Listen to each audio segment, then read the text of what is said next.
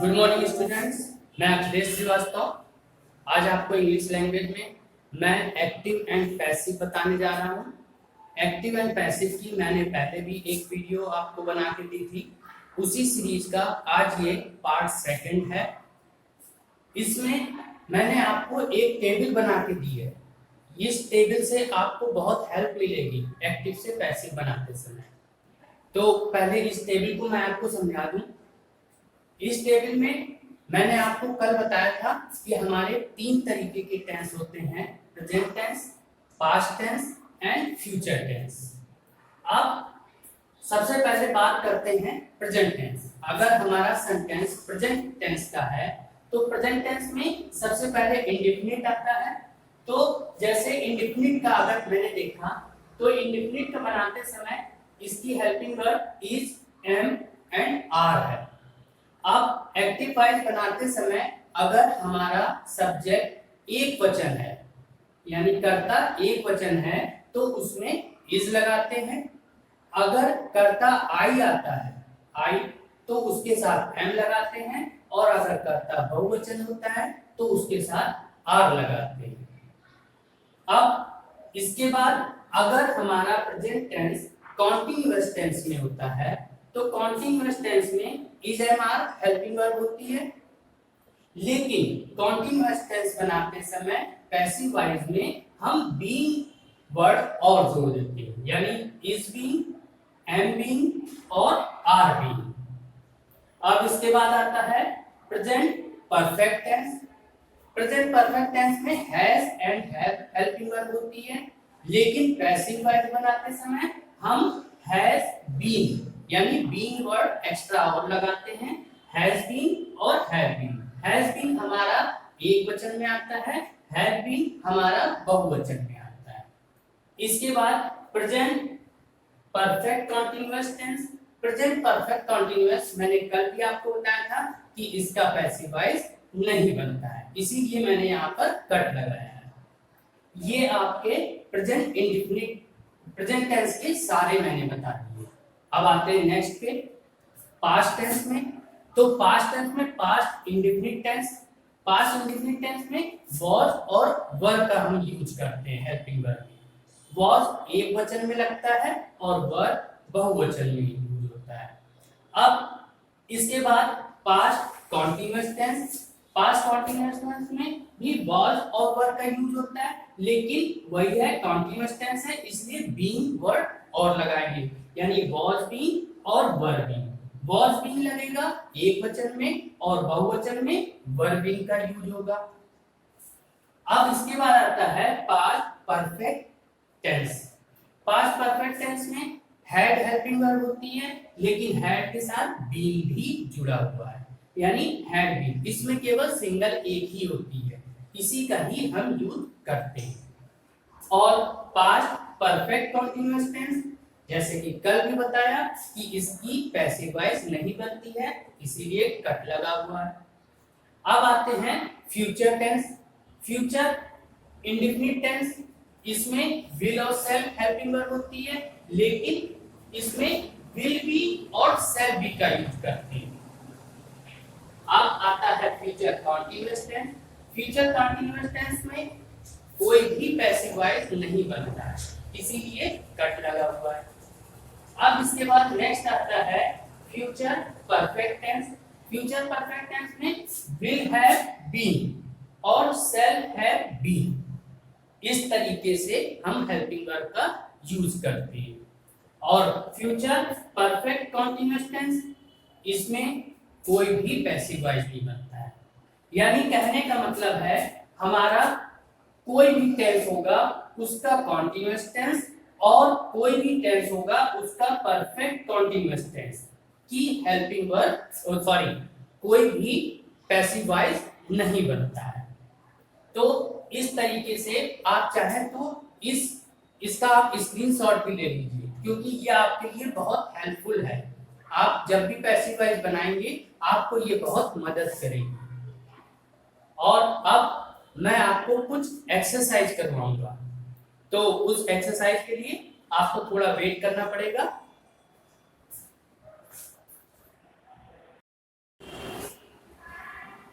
Students, अब मैं आपको एक्टिव से पैसिव बनाने जा रहा हूँ। इसके लिए मैंने कुछ यहाँ पे सेंटेंस लिखे हैं। ये सेंटेंस मैं वन बाय वन करूंगा और आपको बताता भी जाऊंगा कि कैसे ये चेंजेसमेंट हो रहे हैं। अब जैसे पहला लेते हैं, पहला है मोहन राइट्स ए लेटर। आपको मालूम है कि पैसिव वॉइस बनाते समय सबसे पहले जो ऑब्जेक्ट दिया गया है वो सब्जेक्ट में चेंज हो जाएगा। तो मेरा ऑब्जेक्ट है ए लेटर।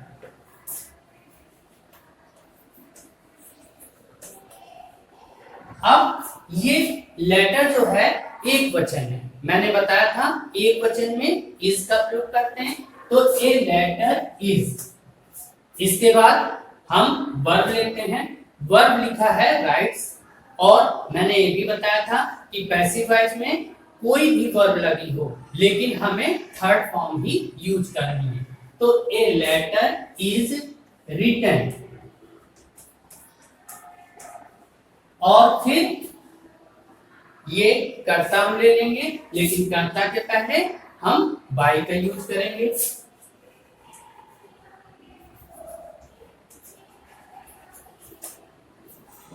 तो मेरा सेंटेंस कंप्लीट हो गया, a letter is written by Mohan.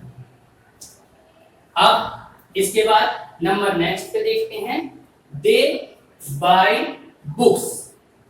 तो सबसे पहले इसको लेंगे,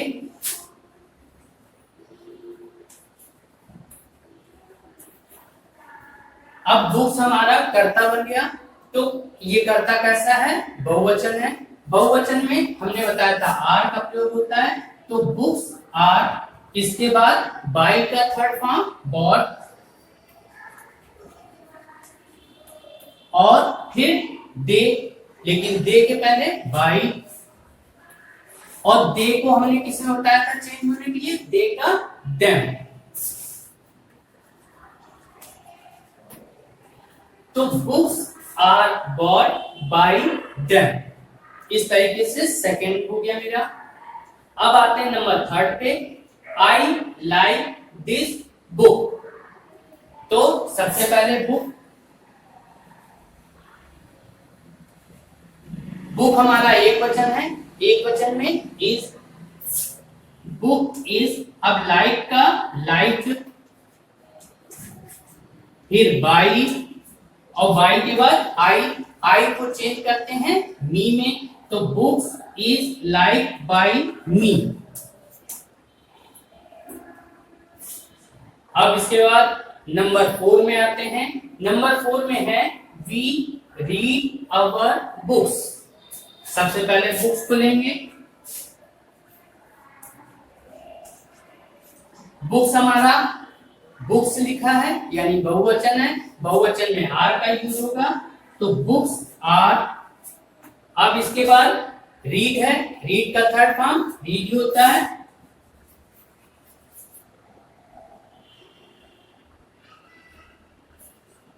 फिर बाई, और वी के साथ हम क्या लगाते हैं, अस।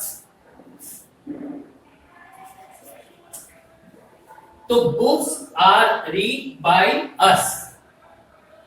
अब इसके बाद नंबर 5, दे लव टॉयज। तो सबसे पहले टॉयज को, टॉयज हमारा बहुवचन में एस लगा है, तो टॉयज आर, बहुवचन में आर आएगा, टॉयज आर। अब लव का थर्ड फॉर्म लव्ड, इसके बाद बाई, और बाई के बाद दे, दे लगा है तो दे देम में चेंज हो जाता है। इस तरीके से हमारा 5th कंप्लीट हुआ।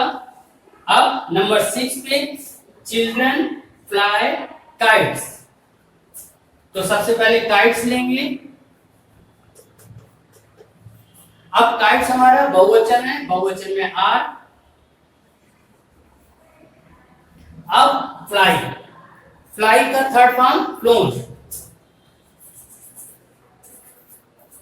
इसके बाद बाई, और बाई के बाद चिल्ड्रन।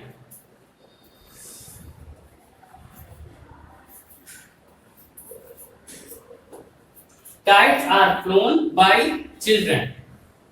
अब इसके बाद नंबर 7 पे आते हैं। 7 हमारा निगेटिव सेंटेंस है, I do not like him. तो हिम किस में आ जाता है? ही में। अब ही हमारा एक वचन है, तो ही इज नॉट। लाइक का थर्ड फॉर्म लाइक। बाय, अब आई किस में चेंज होगा? मी में। He is not like by me. अब इसके बाद नंबर 8 देखिए, हमारा इंट्रोगेटिव सेंटेंस है, डू यू लव हर। अब सबसे पहले हर को लेंगे, तो हर किस में आता है? सी में। तो अब ये सी बन जाएगा और यहाँ पे डू लगा है। अब सी मेरा एक वचन है, एक वचन में मैंने क्या बताया था? इज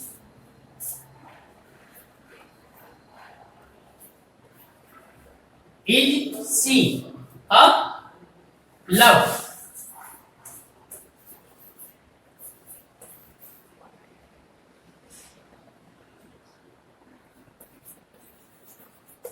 और यू का यू ही, क्योंकि मैंने आपको बताया था अगर प्रोनाउन आता है यू तो यू का यू ही रहता है और लास्ट में क्वेश्चन मार्क। तो is she love by you.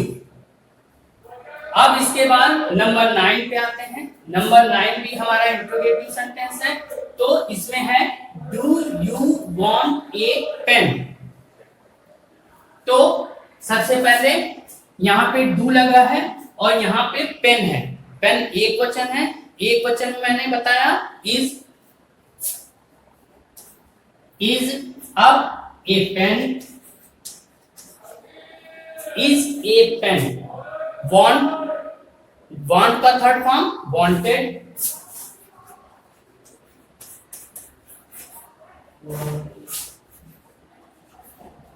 यहां पर भी यू है, तो यू का यू ही रहेगा और लास्ट में क्वेश्चन मार्क। तो is a pen wanted by you. अब इसके बाद number 10, does she write a letter. अब यहां पर भी ये इंट्रोगेटिव सेंटेंस है, यहां लेटर है, लेटर एक वचन है, एक वचन है तो इज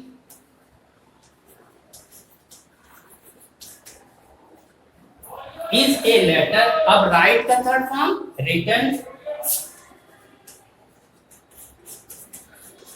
फिर बाई और सी लगा है तो सी का चेंज होके हर आ जाता है और लास्ट में क्वेश्चन मार्क। तो बना is a letter written by her. और इस तरीके से स्टूडेंट मैंने आपको ये कुछ सेंटेंस बताए जो एक्टिव से पैसिव में चेंज किए गए हैं। अब इसमें सिंपल भी थे, निगेटिव भी था, इंट्रोगेटिव भी था। आप लोग इसको देखिएगा, समझिएगा। अगर एक बार के नहीं समझ में आए तो आप एक बार दोबारा रिवाइंड करके देखिएगा, आपको, मुझे विश्वास है आपको समझ में आएगा। आज के लिए इतना ही, शेष मैं आपको नेक्स्ट वीडियो में दूंगा।